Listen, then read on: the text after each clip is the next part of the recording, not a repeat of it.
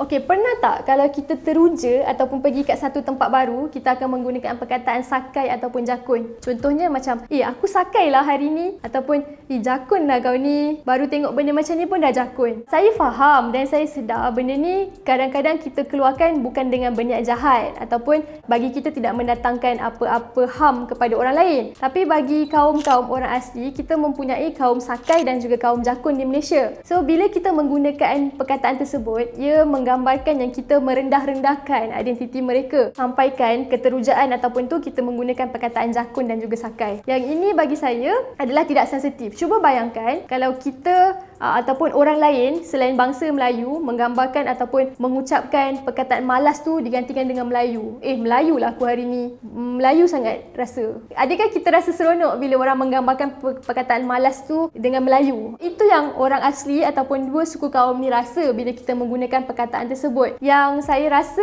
antara story di balik kenapa kita menggunakan perkataan jakun dan sakai ni disebabkan oleh dulu pada waktu dulu bila penjajah menggunakan orang-orang ataupun menggunakan suku kaum Batak sebagai kuli, yang mana kita panggil sebagai kuli Batak.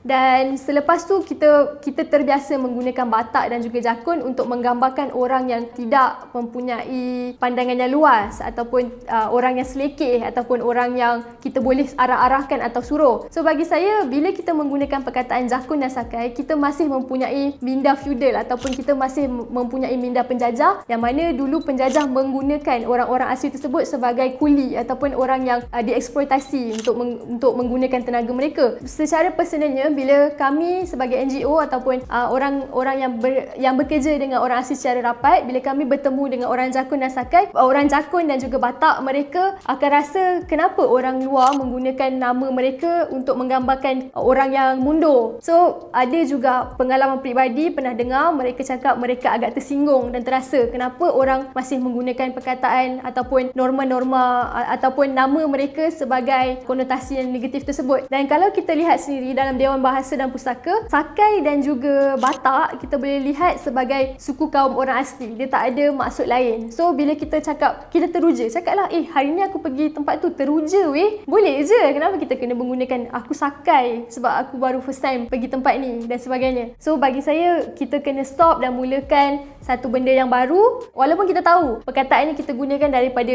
mungkin daripada atuk nenek kita, daripada mak ayah kita sendiri, kita pernah dengar mereka sebut benda ni. Tapi buat masa sekarang kita harus berhenti daripada menggunakan perkataan-perkataan ni untuk menjaga sensitiviti orang lain. Macam mana kita nak orang menjaga sensitiviti bangsa kita sendiri, kita perlu jaga sensitiviti orang-orang lain, terutamanya minoriti di Malaysia. Dan bagi saya, kenapa kita masih luas menggunakan perkataan sakai dan jakun ni? Kerana kita tak kenal satu sama lain. Kita tak kenal minoriti kita tak kenal orang asli kita tak kenal sifat-sifat mereka yang lain. So bagi saya, orang jakun dan juga sakai, mereka bukanlah orang yang keterbelakang, tapi mereka orang yang menjunjung adat-adat resam mereka.